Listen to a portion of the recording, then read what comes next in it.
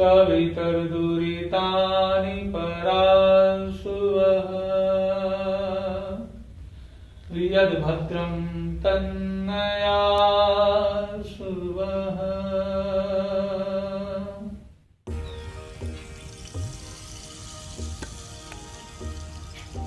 नमस्कार, योग गुरु गोपाल का आप सभी को प्रणाम।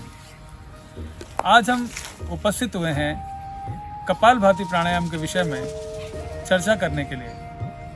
कपालभाति प्राणायाम करते समय आप क्या गलतियां करते हैं और क्या सही तरीका है जो हम योगशालाओं में लोगों को बताते हैं अपनी, और जो हमारे पास रिजल्ट आते हैं, फिर हमें जो पता लगता है कि ये सही तरीका है, वो हम आज आपसे शेयर करने के लिए आए हैं। सबसे पहले कपालभाति का मतलब पता होना चाहिए। कपाल का मतलब होता है मस्तिष्क, भाति का मतलब होता है चमकना।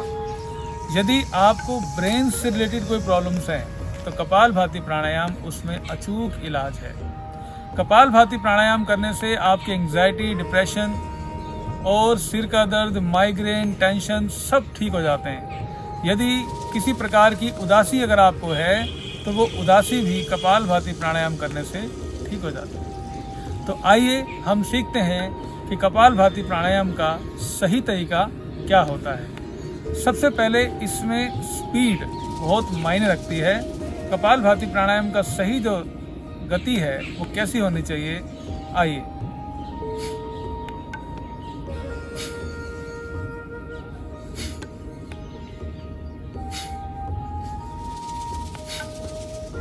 जैसे ही आप सांस को बाहर फेंकते हैं, पेट अंदर जाता है और पेट वापस आने में जितना समय ले उतना समय आपने कपालभाति को देना है अगले स्ट्रोक में। जैसे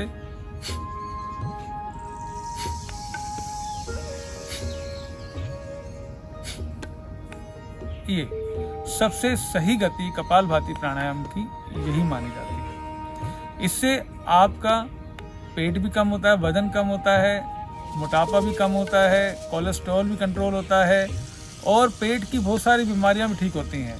लेकिन पेट से भी ज़्यादा ब्रेन की बीमारियां इससे ठीक होती हैं। अब गलत तरीका क्या है?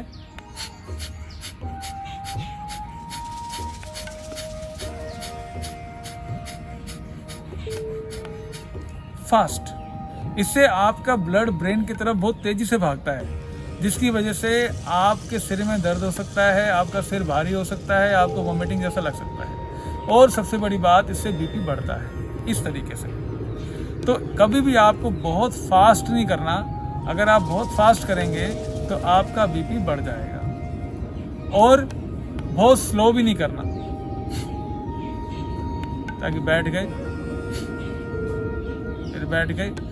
बिल्कुल नॉर्मल स्पीड होनी चाहिए जो मैंने आपको पहले बताई। अब कई लोग खड़े होकर कपालभाति प्राणायाम कर रहे होते हैं, गलत तरीका है। बैठ के ही शांत भाव से कपालभाति प्राणायाम को किया जाता है। कई लोग मॉर्निंग वॉक करते करते कपालभाति प्राणायाम में देखता हूँ कर रहे होते हैं, उनको लाभ नहीं होगा, उनको नुकसान होता है। अब कपालभाति प्राणायाम करने के बाद हमें कौन सी ऐसी क्रिया करनी चाहिए जिससे कि हमारा शरीर दोबारा से नॉर्मल हो जाता है, ये बात आपको आज तक किसी ने नहीं बताई होगी। ये सिर्फ मैं बताऊंगा कि कपालभाति प्राणायाम का अंत कैसे करते हैं, उसको समाप्त कैसे करते हैं। जैसे आपने कपालभाति प्राणायाम का अभ्यास किया, अब आपने 5 मिनट 10 मिनट जो आपने करना है कर लिया। उसके बाद आपने क्या करना है, राइट नोस्ट्रिल को बंद करना है, लेफ्ट से सांस को भरना है, दोनों को बंद कर देना है और राइट से छोड़ देना है। एक ये और दूसरा एक और विधि भी है, दोनों नाक से सांस भरना है,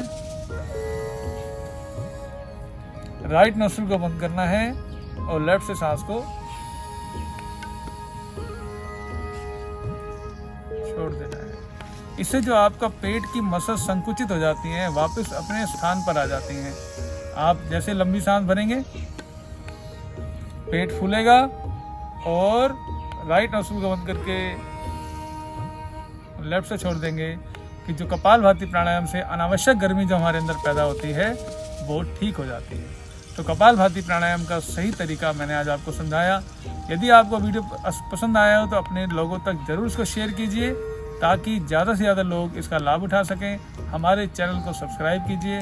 हमारी योगशालाओं से जुड़ने के लिए नीचे दिए गए नंबर से कॉन्टैक्ट करिए। प्रतिदिन योग करिए। स्वस्थ भारत श्रेष्ठ भारत बनाइए।